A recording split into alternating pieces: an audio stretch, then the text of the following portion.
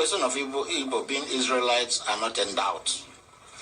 There are evidences that Igbos are Israelites. The journey of Igbo started when the Assyrians actually attacked and exiled the 10 tribes of Israel, the northern kingdom, in 722 BC. From that period, all the 10 tribes were scattered. The bulk, according to Mazutra, were taken to Africa. So in Igbo land, you will see most of these lost 10 tribes. Ezra of Agleri that has maintained a dynasty. He is the 34th king in Obugad. But apart from that they have maintained this kingship and dynasty, other Israelites are equally in Igbo land. We have Zebulun, we have Ephraim, we have Menashe, we have Reuben, we have Danites. They are all here. Other Israelites are equally in Igbo land. We have Zebulun, we have Ephraim, we have Menashe, we have Reuben, we have Danites. They are all here. I know from birth I'm a Jew. Only I know that my forefather missed the way. I grew up alongside every other Igbo youth. We kept on hearing that Igbo people came from Israel. There was a story my mom told me at the age of 6 years. I never forget it. He said, the Igbos are Jews.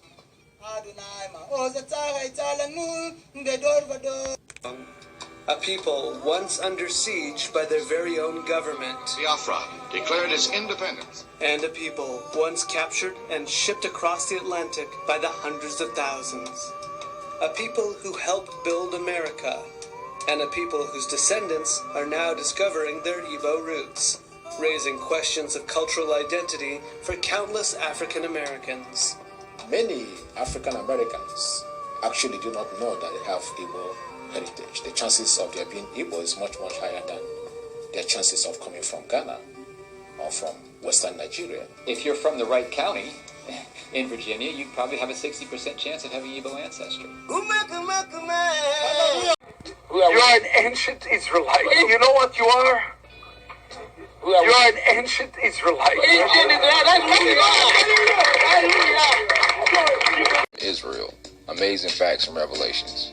The first British explorers who met the Igbos of Nigeria were quick to identify them as a branch of Hebrews, based in 1938, and so simply referred to them as Hebrews, Hebos, Ebos, and later Ebus.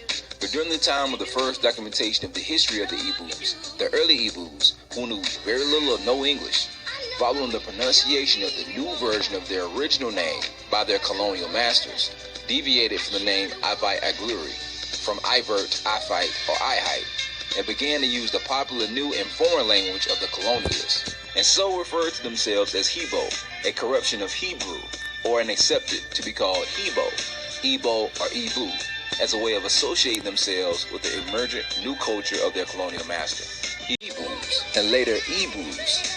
Their original name that they called themselves was Ivrit. Why is this important? Because the word Hebrew is actually not Hebrew, but an English word for the descendants of Abraham. The true pronunciation is Ivrit.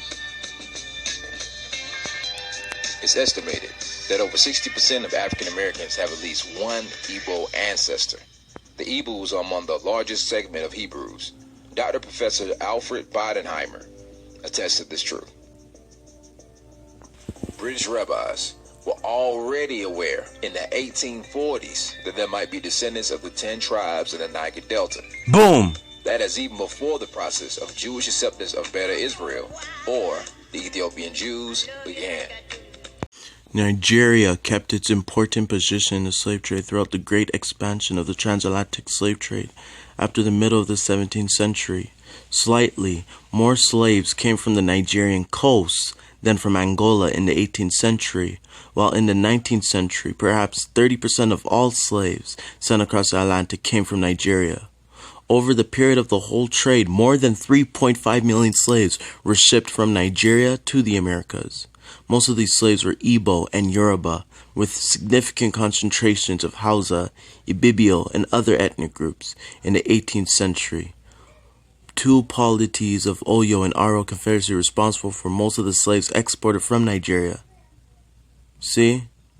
And also, most slaves in the 19th century were a product of Yoruba civil wars. What does that tell you?